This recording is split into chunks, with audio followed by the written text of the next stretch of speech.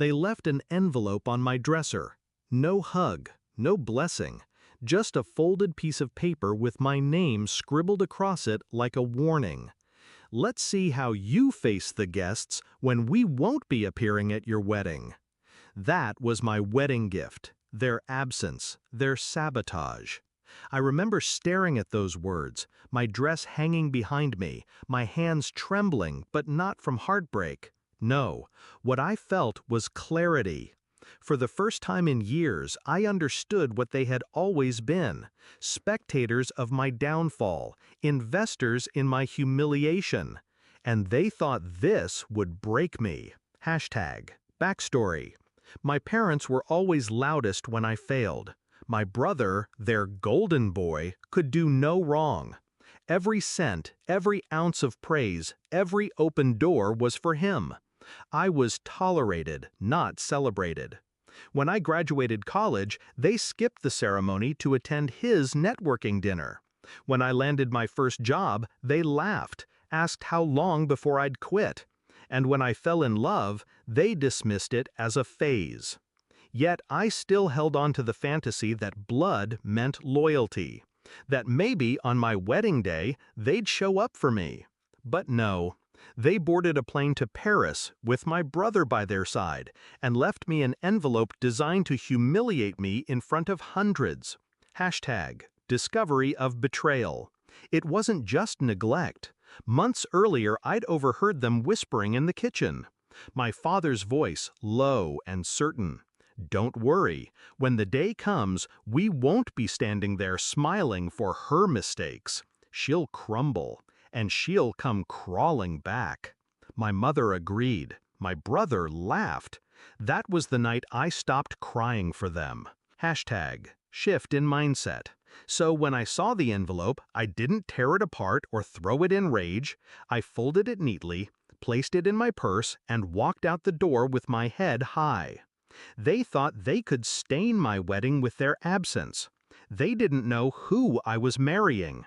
They didn't know what I had built behind their backs. They didn't know that tonight, the daughter they dismissed would rise higher than they could ever reach. Execution of the plan. The venue shimmered with gold lights, marble floors reflecting chandeliers. Security lined the entrances, not to keep people out, but to keep the press in check. My fiancé's family name was carved into the city's skyline. Old money. Power that silences rooms. The moment we stepped into the hall, cameras exploded in flashes. My gown wasn't just fabric. It was a declaration. Every step I took erased their insults. Every smile directed at me rewrote the script they had written for my failure. And then the moment came. The ceremony, live streamed by national media, projected on screens across the city. A spectacle, a story, the kind of wedding that makes the evening news. While vows were spoken and champagne poured, my phone buzzed in the corner of my purse. At first, once, then again, then endlessly. I didn't need to check, I already knew. Climax and confrontation. By midnight, there were 65 missed calls. My parents, my brother. Their Paris trip suddenly irrelevant, their petty cruelty collapsing under the weight of my success. They had wanted me humiliated, alone, abandoned at the altar. Instead, they watched from their hotel room as the world applauded me, as my name trended, as I became untouchable. I imagined their faces pale against the glow of the TV. My mother's hand trembling, my father speechless for once, my brother's arrogance crumbling. I didn't answer their calls, not one. That was the confrontation. Silence. My revenge was not loud.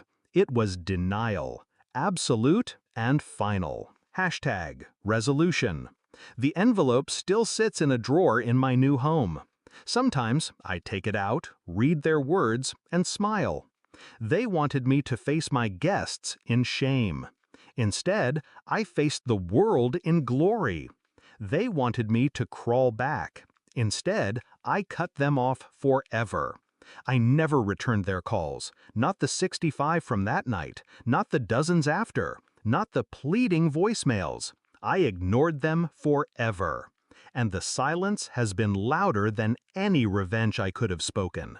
Because now, they are the ones left out of the picture. They are the ones uninvited. And me? I walked into a new life that night, not as their daughter, but as my own.